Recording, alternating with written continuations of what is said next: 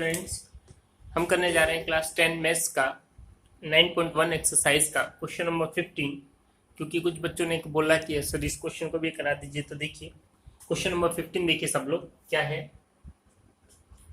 पहले क्वेश्चन को समझते हैं हम क्या बोल रहा है। क्वेश्चन में बोल रहा है a straight highway led to the foot of a tower, a man standing at the top of the tower observe a car at an angle of depression of 30 degree.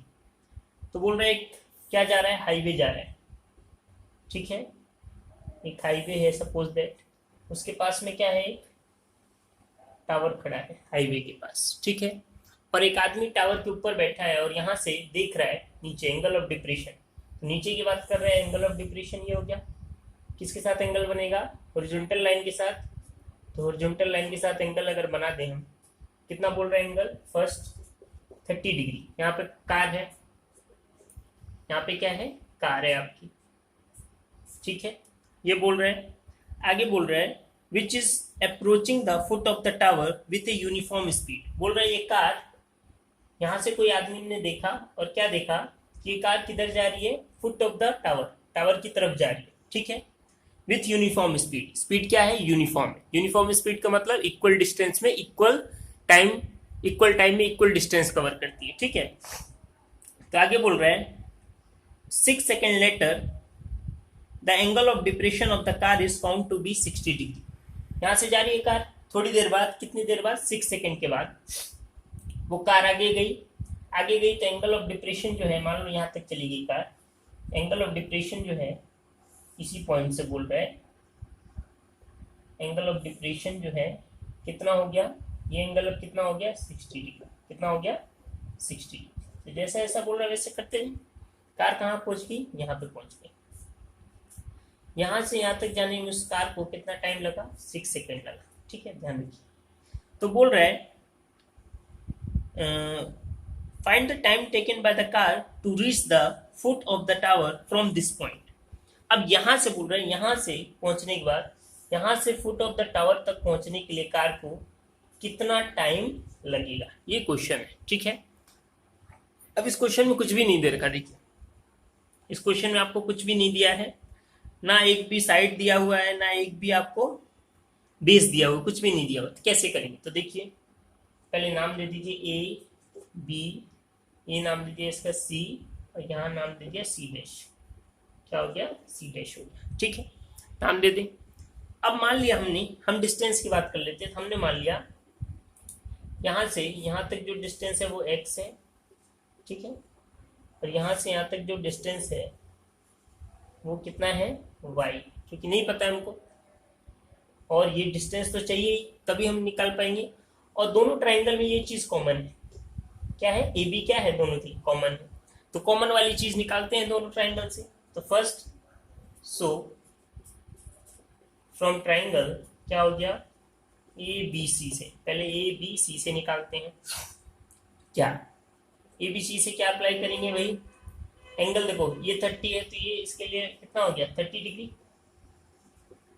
और ये 60 है इस ट्राइंगल के लिए, तो ये कितना आ जाएगा, 60 डिग्री, ठीक है। जेड बन रहा है, ये तो हम कर चुके हैं बहुत बार, ए बी सी। तो फर्स्ट सबसे पहले 1060 निकालो, 1060 डिग्री कितना होता है, परपेंडिकुलर बाय बेस, परपेंडिकुलर कितना है, ए बी, और बेस कितना है आपका, बी सी। तो ए बी की वैल्यू निकालें, ए बी की वैल्यू, ये इधर जाएगा, क्रॉस मल्टीप्लाई हो जाएगा, तो क्या हो जाएगा, बी सी इंटू 1060 डिग्री। तो यहाँ पे देखो A B equal to B C हमने कितना माना है, वाई, और 1060 कितना होता है, √3, कितना होता है, √3, ठीक है। इक्वेशन क्या हो गई, 1 हो गई। क्लियर है, चलिए देखिए अब आगे, √1060 कितना हो गया हमारा, √3 हो गया। क्लियर है यहाँ तक, चलिए अब नेक्स्ट दूसरे वाले ट्राइंगल में, दूसरे ट्राइंगल में देखिए कौन से में, जो बड़ा वाला ट्राइंगल है, ए बी सी या ए बी सी डैश ना।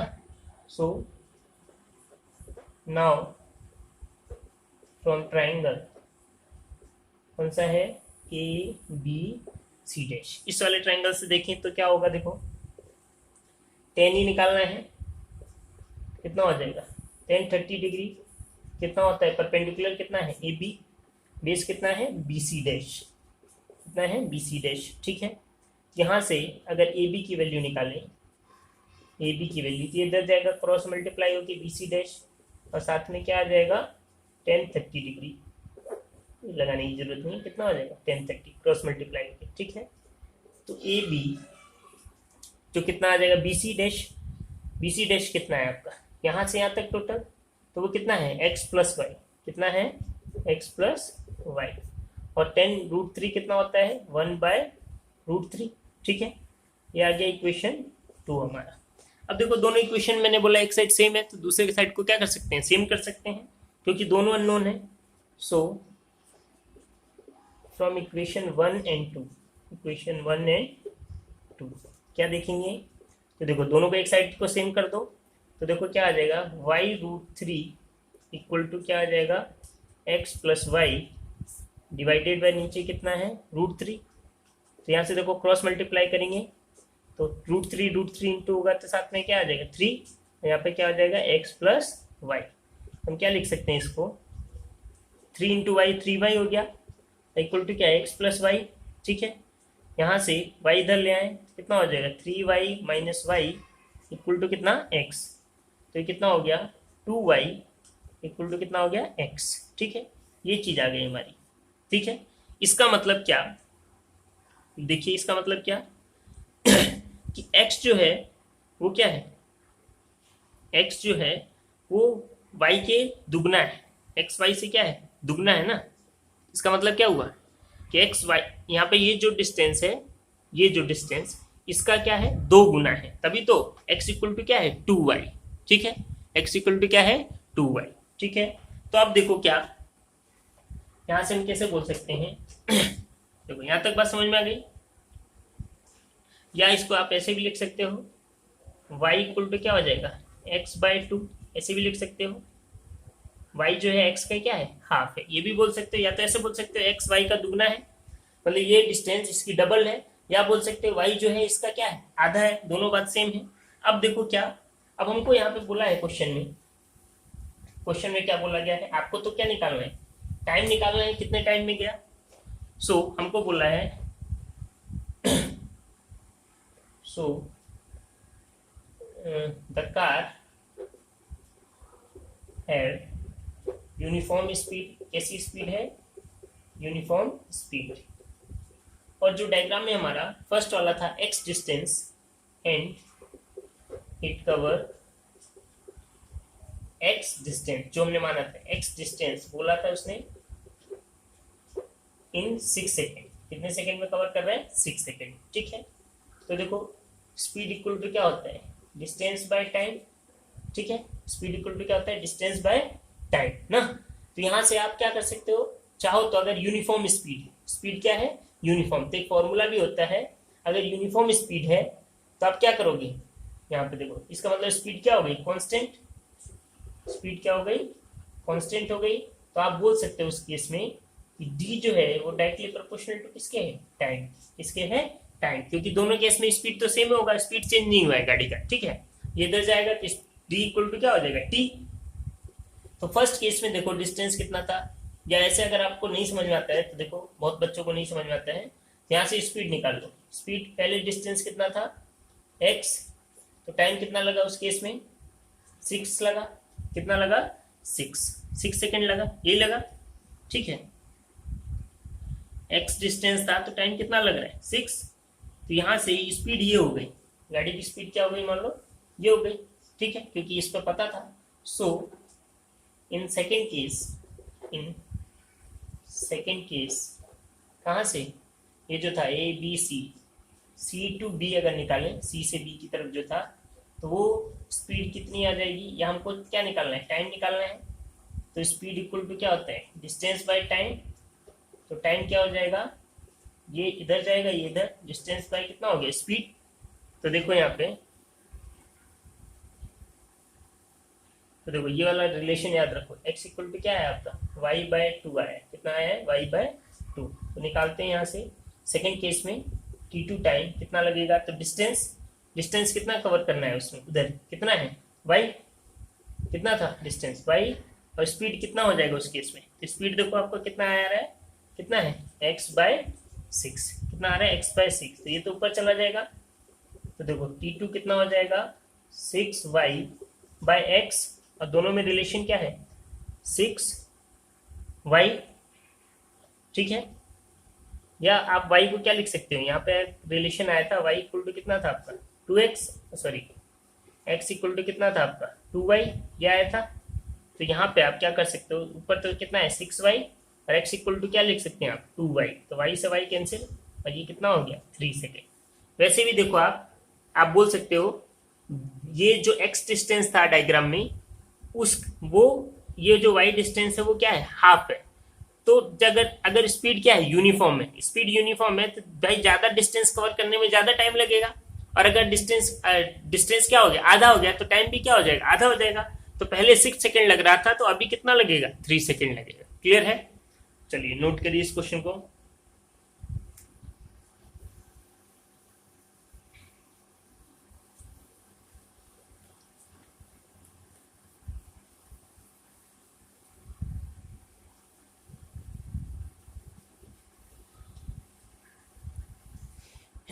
नेक्स्ट लास्ट क्वेश्चन इस एक्सरसाइज का, देखिए क्वेश्चन नंबर 16, क्या बोल रहा है क्वेश्चन नंबर 16, ठीक है। देखिए क्या है 16, बोल रहा है the angle of elevation of the top of a tower from 2 point at a distance of 4 metre and 9 metre from the base of the tower. एक टावर है, ठीक है, इस टावर के बेस से एंगल ऑफ एलिवेशन बोल रहे हैं, angle of elevation from the top of a tower at a distance of 4 metre, मतलब बेस से यहाँ तक मान लीजिए कितना हो गया, यहाँ से यहाँ तक 4 मीटर हो गया, ठीक है। और एक बोल रहा है कितना है 9 मीटर, यहाँ से यहाँ तक कितना हो गया 9 मीटर।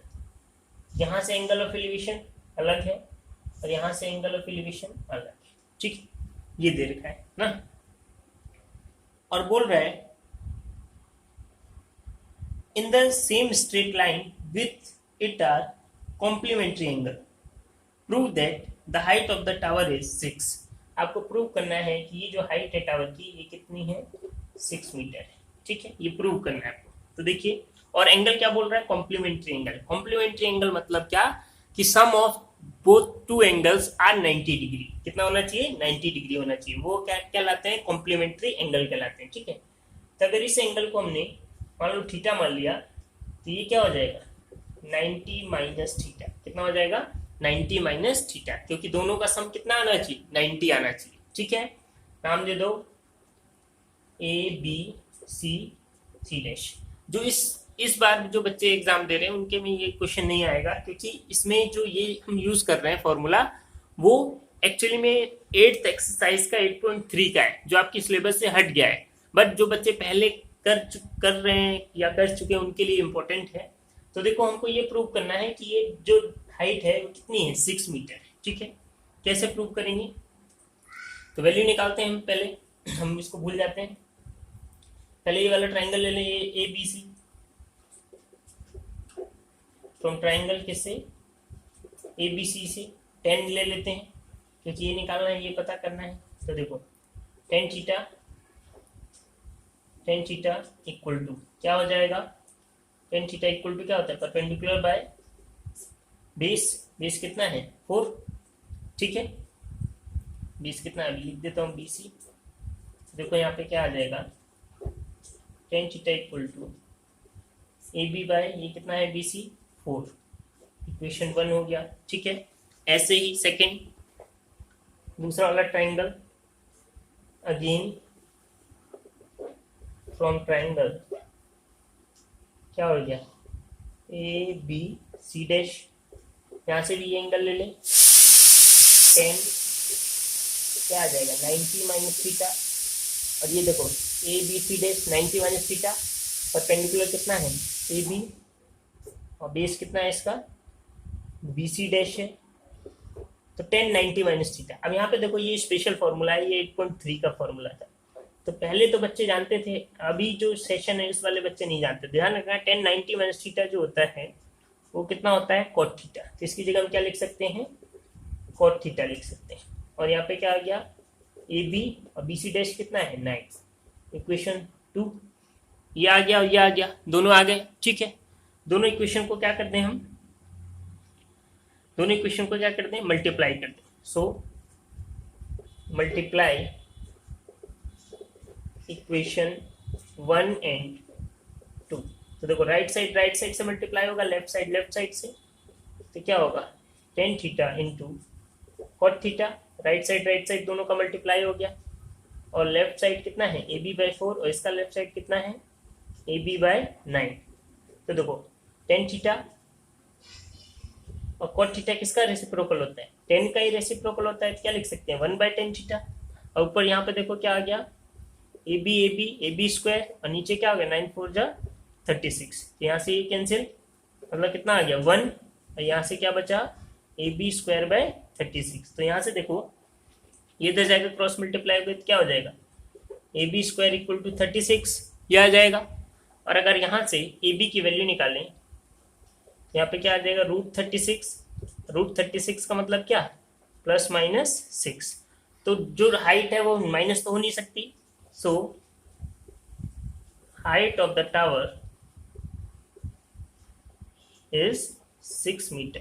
कितना आ गया 6 मीटर। तो ये क्वेश्चन इंपॉर्टेंट भी है, बहुत बार एग्जाम में पूछा जाता है। ठीक है, बट अभी वाले बच्चों के लिए सेशन के लिए इतना इंपॉर्टेंट नहीं है, क्योंकि इसमें हम 8.3 वाला फॉर्मूला यूज कर रहे हैं जो कि आपके सिलेबस से हट गया है। ठीक है, तो ये हमारा चैप्टर खत्म हो गया। उम्मीद करता हूँ सबको समझ में आया होगा। और जैसा आप मैंने बोला है, आप प्लीज इस वीडियोस को देखिए और खुद से प्रैक्टिस करिए फिर इन सब क्वेश्चंस की। ठीक है, तो आज के लिए थैंक यू, और प्लीज इसको लाइक जरूर करा करिए वीडियो को और सब्सक्राइब करिए। Thank you.